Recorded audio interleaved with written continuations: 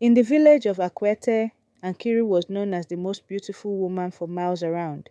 Men traveled from distant lands just to glimpse her radiant smile and graceful walk. Her skin glowed like polished ebony, her voice was sweeter than honey, and her laugh could make the coldest heart flutter. What these enchanted suitors didn't know was that Nkiru had a terrible secret. Every full moon, when the silver light bathed the earth, her beauty became a deadly trap. For under that celestial glow Nkiru's hunger awakened, and she craved something no ordinary meal could satisfy. She craved the beating hearts of the men who loved her. Akwete village was a fertile place embraced by green hills. The villagers engaged in farming, trade, and maintained good relations with neighboring villages. But for the past 5 years, the only thing the village talked about was the incomparable beauty of Nairu, daughter of Chief Okoro.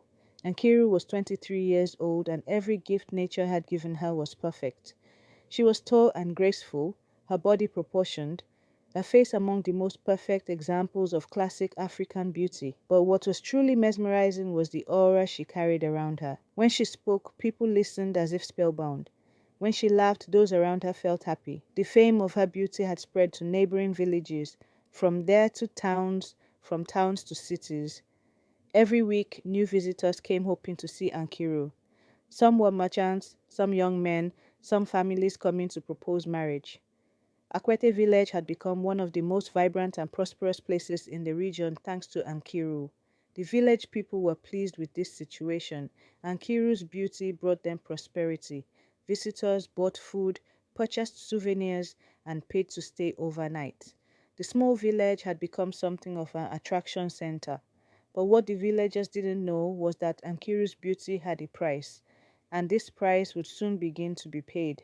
The first man was Chinedu, a young farmer from a neighboring village. He was 25 years old, strong and hardworking. He had fallen in love with Nkiru the moment he saw her in the marketplace. "I want to make you my wife," he had said, gathering his courage. "I'll speak with my family and prepare a dowry worthy of you." Nkiru had smiled sweetly at him. "Chinedu, you are a very good man. Would you let me think about this matter?"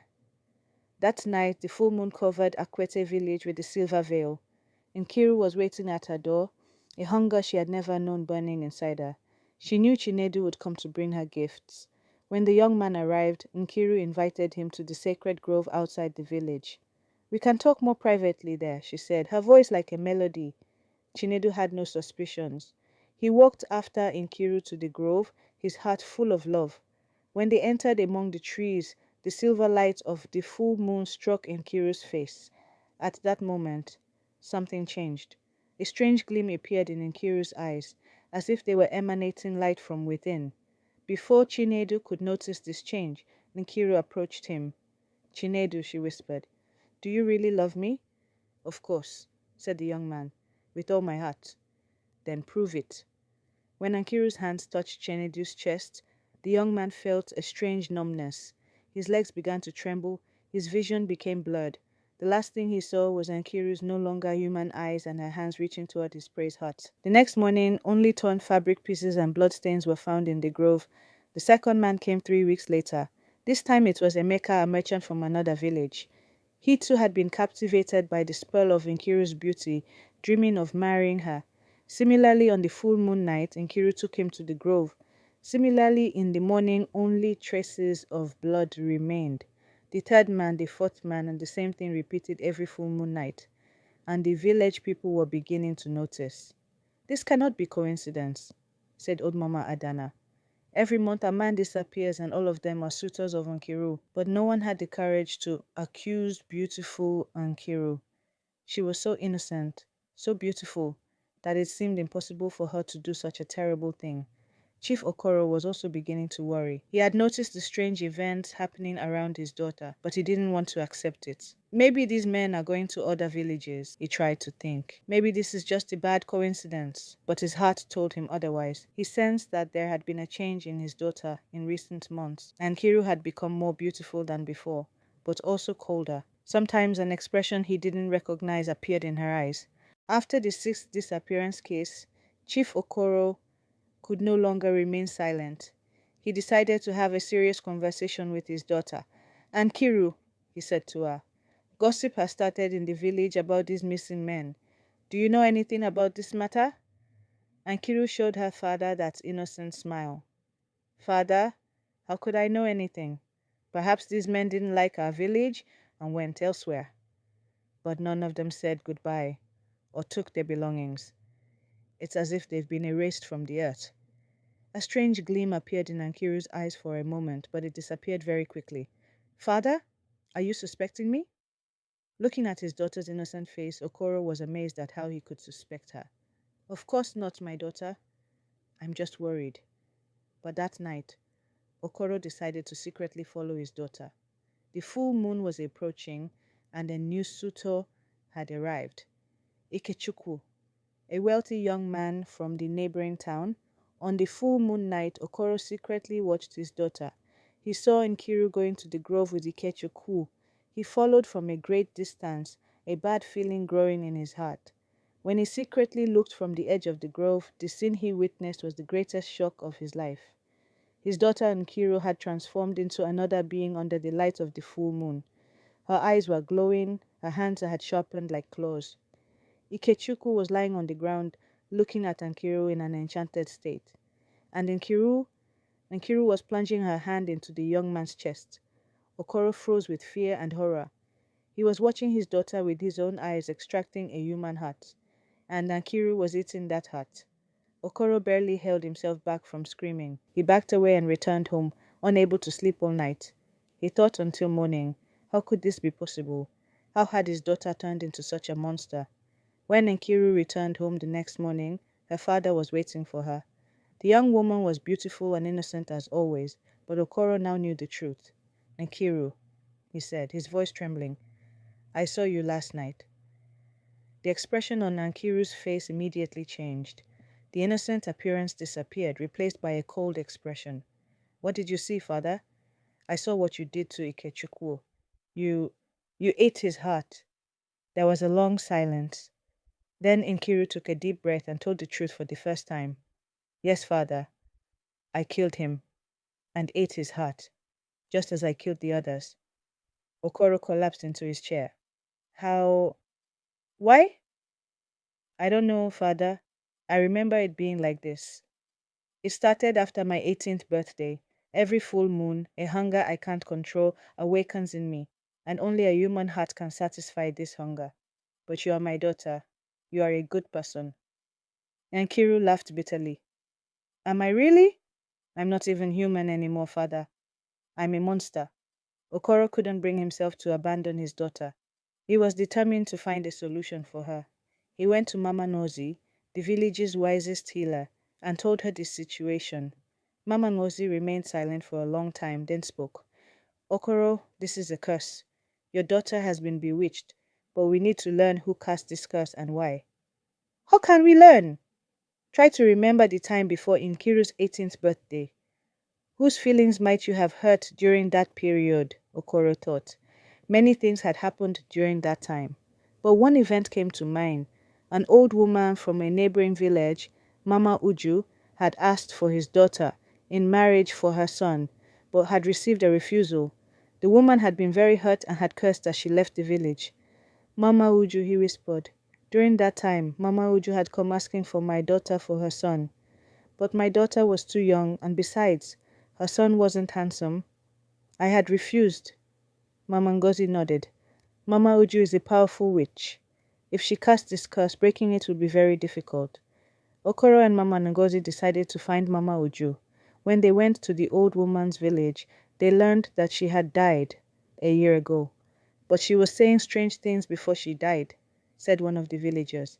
She was saying that all beautiful girls would be cursed, that their beauty would destroy them. Mama Ngozi went to Mama Uju's house. While searching through the old woman's magical materials, she found books filled with dark magic and a lock of Nkiru's hair. There it is, she said. The curse is real, and it's very powerful. Can you break it? There's only one way. Nkiru must give up this curse of her own free will, but the price of this might be her life. When Okoro returned home, he explained the situation to Nkiru. His daughter remained silent for a long time. So, either I'll continue being a monster, Or I'll die? There's no other way, my daughter. Nkiru stood up and looked out the window. Normal life was continuing in the village. People were doing their work, children were playing, families were having happy times. Father, how many men have I killed? 12. 12 innocent people, 12 families, 12 futures. I destroyed them all. Tears began to flow from her eyes. I choose to die, Father. I can no longer bear carrying this curse. On the next full moon, Nkiru did something unusual. She went to the village square and gathered everyone. Village people, she said loudly, I'm hiding something from you. I I am the person who killed the missing men. The village people were shocked. How could this beautiful, innocent-looking woman say such a thing? I am cursed. Every full moon I'm compelled to eat men's hearts. But I won't do this anymore. Tonight I will resist the curse, and I will probably die. The village people listened in astonishment. Some didn't believe it. Some were afraid. When the full moon began to rise, Nkiru was waiting in the grove. Her father and Mama Ngozi were with her. The hunger inside her was beginning to awaken, but this time she was resisting. As the hours passed, her pain increased. Her body was trembling. She was burning inside. But she wasn't giving up. At the darkest hour of the night, Nkiru's body began to tremble. She was writhing in pain but still resisting. I can't stand it, she moaned. It hurts so much. Okoro held his daughter's hand. Hold on, my daughter. Hold on. Mama Ngozi was burning incense from magical herbs and reciting ancient prayers. Ancestors, save this innocent girl. Give her a second chance. At midnight, a strange light began to emerge from Nkiru's body. It was as if the dark forces in her body were coming out. After a while, the light disappeared and Nkiru collapsed to the ground. Okoro panicked and ran to his daughter. Nkiru! Nkiru! The young woman slowly opened her eyes, but the strange gleam was no longer in her eyes. They resembled human eyes. Father, she whispered, I don't feel the hunger. I think the curse is broken. Months passed and Nkiru completely changed. She was still beautiful but no longer mesmerizing as before. People had to make an effort to notice her. This situation made her happy. Her beauty no longer brought death. She began contributing to the village with work she did with her own hands. She learned to weave fabric and make pottery. She tried to support the village people and the families of the people she had killed. One day, she met an ordinary young man from a neighboring village. The man didn't know her past. He only saw that she was hardworking and kind-hearted. I want to marry you, said the man. I am a very ordinary man. I can't promise you great things, but I can promise that I will be faithful to you. Nkiru looked into the man's eyes. There was nothing magical about him, only honesty. I am ordinary too, said Nkiru, smiling, and I am very happy about that. Years later, Nkiru had made a happy marriage, had children, and lived a normal life. The beauty that caught everyone's attention was gone, but there was a deeper beauty in her smile. One day her daughter asked her, Mother, people say you are very beautiful, but you don't seem proud at all. Nkiru stroked her daughter's hair. My daughter, true beauty is the beauty of the heart. External beauty can sometimes deceive people, but heart beauty never deceives. What do you mean? The most beautiful person is one who does good to others. The most beautiful smile is a smile born of love. The most beautiful voice is a voice that doesn't lie. Nkiru looked out the window at the peaceful scenery of the village. No one came from distant lands for her anymore. No one fought for her beauty. But she had never been happier, because her beauty no longer harmed anyone, and this gave her the greatest peace. Nkiru's story shows us that sometimes our greatest blessings can become our greatest curses. External beauty can be deceptive, but character beauty never deceives. True strength lies in being able to abandon what is wrong and choose what is right. I hope this story of transformation and salvation has inspired you. If this story made you think, please like the video, share your thoughts in the comments, and share your views about true beauty with us. Remember, true beauty is the beauty of the heart. Until our next tale, try to be the most beautiful version of yourself.